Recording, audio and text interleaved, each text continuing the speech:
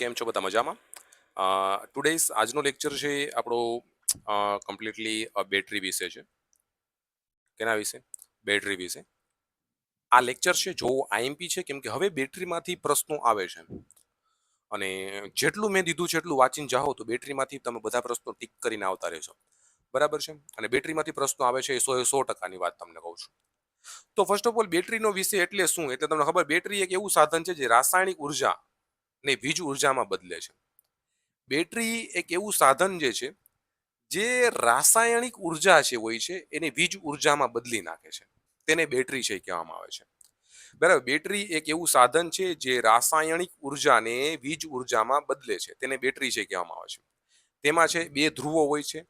ધનાત્મક એટલે પોઝિટિવ ધૂન, ઋણાત્મક એટલે નેગેટિવ ધ્રુવ.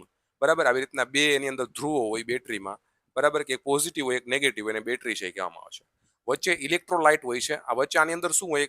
એક કેમિકલ ભર્યું હોય તેને છે ઇલેક્ટ્રો લાઇટ છે એ કહેવામાં આવે છે. વચ્ચે કેમિકલ ભર્યું એને શું કહેવાય? ઇલેક્ટ્રોલાઇટ કહેવામાં આવે છે. બેટરીના કેટલા પ્રકારો હોય છે? એક પ્રાથમિક બેટરી હોય છે અને બીજી માધ્યમિક બેટરી હોય છે. બરાબર, પ્રાથમિક બેટરી અને બીજી છે માધ્યમ બેટરી. પ્રાથમિક બેટરીને પ્રાઇમરી બેટરી કહેવામાં આવે છે. માધ્યમ બેટરીને સેકન્ડરી બેટરી છે કહેવામાં આવે છે. બે પ્રકારની બેટરી હોય. એક છે પ્રાથમિક બેટરી હોય, બીજી છે માધ્યમિક બેટરી હોય. પ્રાથમિક બેટરીમાં એક વખત ઉપયોગ થાય પછી ફેંકી દેવાની. પ્રાઇમરી બેટરી હોય ને એક વખત ઉપયોગ થાય ને ફેંકી દેવાની, એની પાછળ રિચાર્જ ના કરી શકો.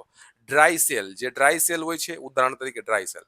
માધ્યમ બેટરી એટલે સેકન્ડરી બેટરી, રિચાર્જ કરી શકાય તેવી બેટરી હોય છે. સેકન્ડરી બેટરી જેને આપણે રિચાર્જ કરી શકીએ, જેમ કે લીડ એસિડ બેટરી, અને લિથિયમ આયન બેટરી. બે આઈએમપી બેટરી છે, લીડ એસિડ બેટરી અને લિથિયમ આયન બેટરી, જે આપણે રિચાર્જ કરી શકીએ છીએ. અને લીડ એસિડ બેટરી કેમાં આવે? સેકન્ડરી બેટરીમાં આવે છે. અને ડ્રાય સેલ કેમાં આવે છે? પ્રાઇમરી બેટરીમાં આવે છે. બરાબર, એ વસ્તુ ક્વેશ્ચન પૂછાઈ શકે અને યાદ રાખવું આઈએમપી છે. નેક્સ્ટ, મુખ્ય ઘટકો. હવે આપણે અહીં જોઈએ મુખ્ય ઘટકો. બરાબર, મુખ્ય ઘટકો છે કયા કયા હોય છે? સ્કોલ મુખ્ય ઘટકો.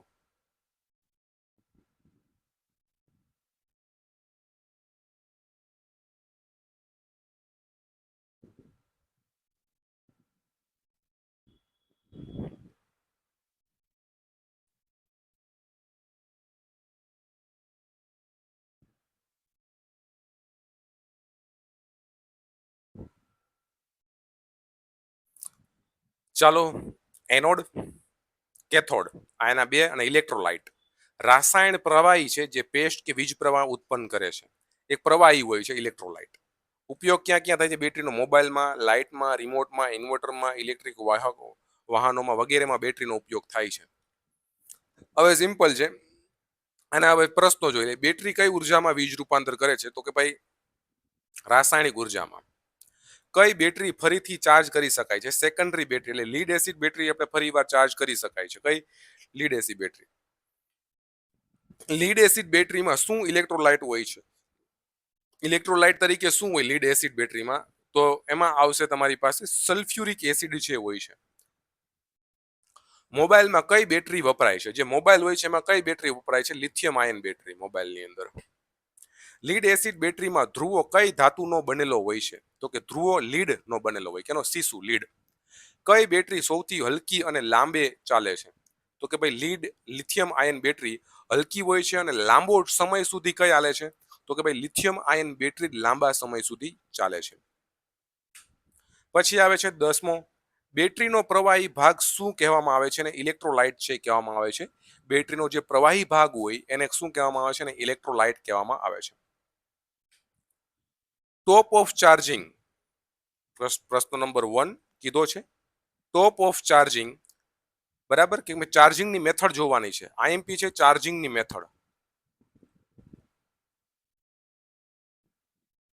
પહેલા આવે છે ટોપ ઓફ ચાર્જિંગ. વિશેષતા, આ પદ્ધતિમાં બેટરી 100% ચાર્જ પછી થોડું વધારે ચાર્જ કરવું. આ પદ્ધતિ લિથિયમ આયન બેટરીમાં વધારે સામાન્ય હોય છે.